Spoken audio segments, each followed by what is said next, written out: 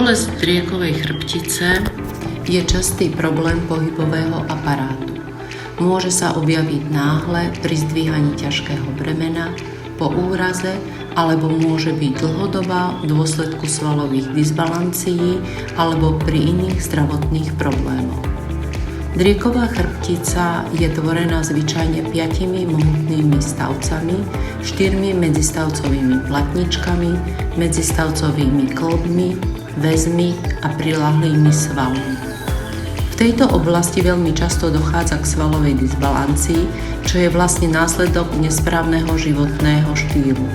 Pasívny pohyb života s nedostatkom pohybu alebo veľmi aktívny spôsob s nadmerným a nesprávnym zaťažovaním až preťažovaním. V kinezioterapii v liečbe pohybom sa snažíme zmobilizovať chrbticu, uvoľniť skrátené svaly a posilniť oslabené svaly. Správne vedenou kinezioterapiou sa svalová disbalancia odstráni a vedie k životu bez bolestí chrbta.